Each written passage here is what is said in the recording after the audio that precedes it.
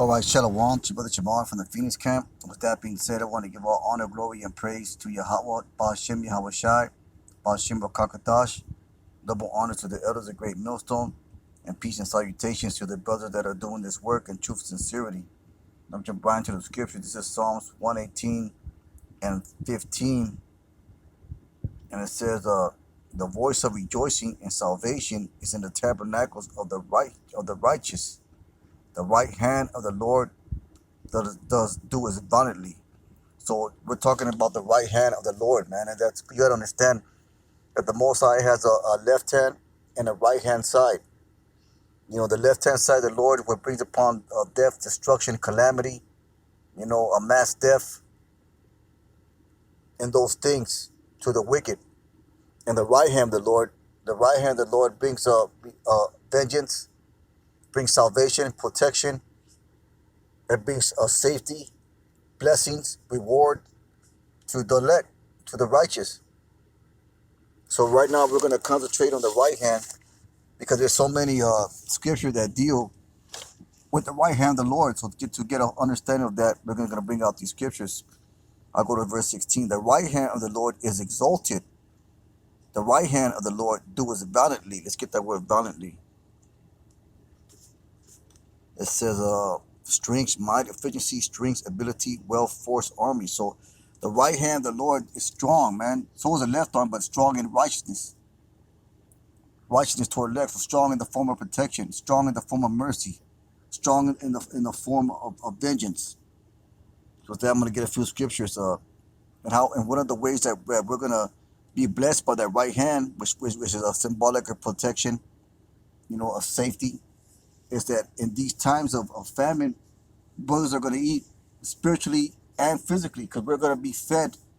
We're going to be fed the spirit of these words, the spirit and blessings of understanding these words, this Bible, and also physically fed, man, in the midst of famine, in the midst of famine of the word, in the midst of famine of bread. There will be a hedge around the righteous, around the elect men.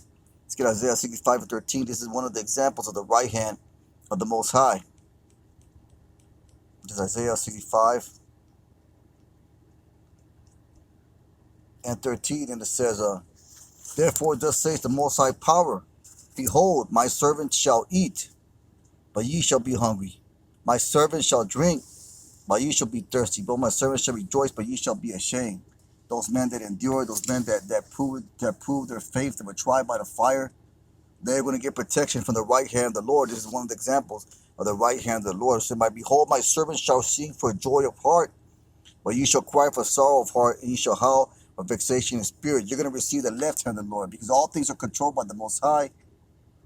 So you're going to receive the left of the Lord if you don't take heed to His word, if you're part of those that don't follow the Most High, that don't seek it with all your heart.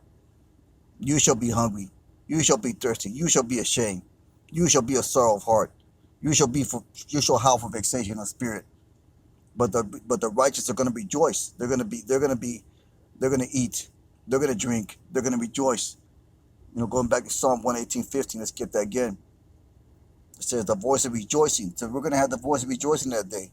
And salvation's in the tabernacles of the righteous.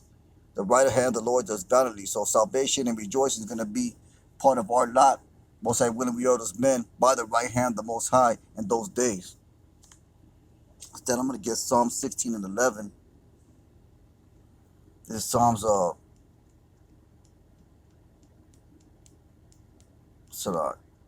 16 and 11. It says, "Thou wilt show me the path of life. Thy presence in the..." Is that the one I wanted? No, that's not the one I wanted. Let me see if I can find it. It's lucky that was the one I wanted. "Thou wilt show me," Psalm 16:11. "Thou wilt show me the path of life. In thy presence is fullness of joy. At thy right hand there are pleasures evermore." So there are pleasures, there is safety, there's great things, there's righteous things on the right hand of Yahweh Ba'ashem Shai. At thy right hand there are pleasures evermore. So the right hand blessings, man, is what you want. You don't want the left hand destruction. So in order to be in the right hand, the Most High, you got to be in the right spirit. You got to be righteous, pretty much. Verse 8, Psalm 16 and 8.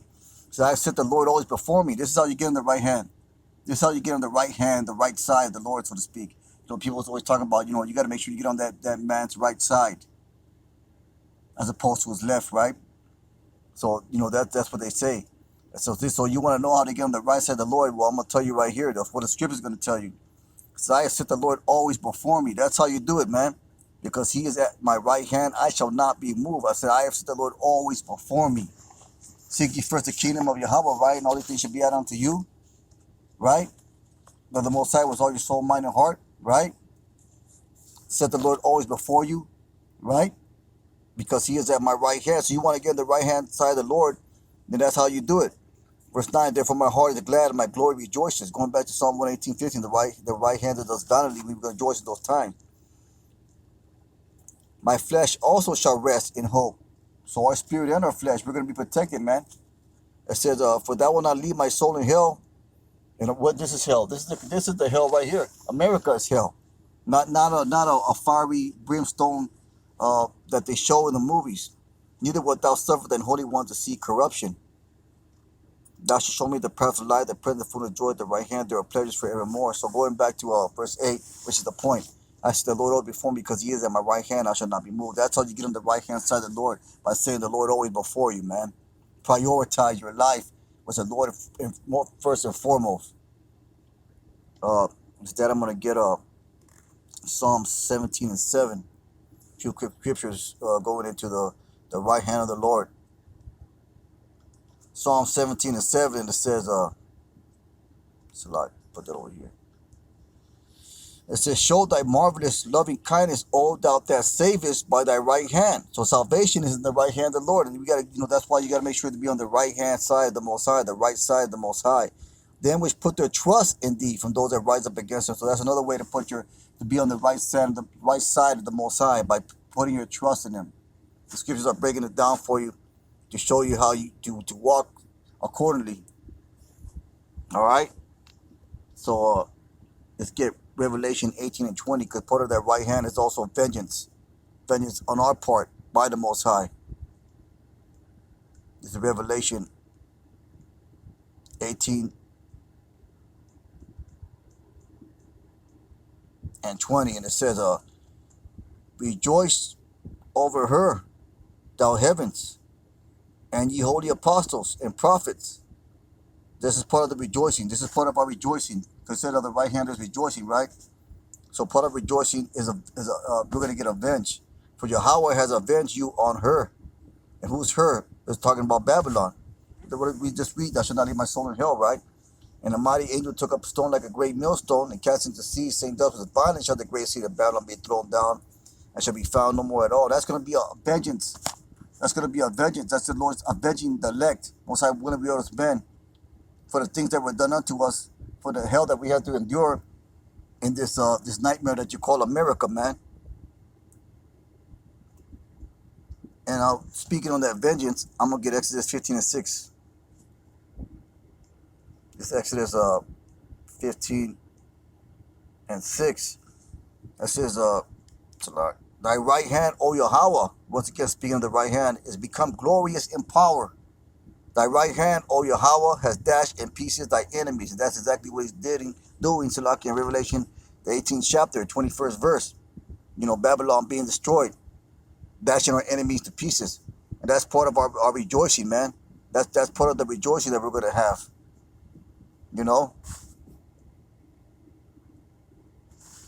Salaki. With that, I'm going to get Psalm 18 and 35.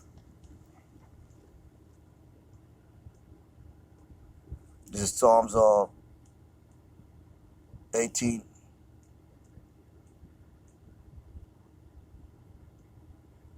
and 35, and it says, thou hast also given me the shield of thy salvation, and thy right hand has holden me up, and gentleness has made me great. Dude, this is King David, man. He knew about the right hand. He knew the right hand was protection. He knew the right hand was salvation. So David knew about the right hand. He knew about the right hand, the left hand side, because he was witnesses to both of them, man. So he knew exactly about it. He knew the duality of the Most High. So I'm going to get Psalms 48 and 10. This Psalms 48 and 10, and it says, according to thy name, O Yahweh, so is thy praise unto the ends of the earth. Thy right hand is full of righteousness. So that's the right hand of the Lord, man. He has a duality. He has a balance about him. You know, he creates evil and the good, like the scripture says. You know, with that being said, it's a real quick lesson meditating on the scriptures that deal with the right hand and how you got to be on the right side of the Lord, man. Get on the Lord's right side, you know. And the scriptures broke down how to do that by putting him first and by trusting in him. But with that being said, it's a real quick lesson. Most I would and hope was edifying. Was that I want to give all honor, glory, and praise to Yahweh B'Hashem Yahushai. Call halal Yahweh B'Hashem Yahushai. Brothers, keep on pushing. Shalom.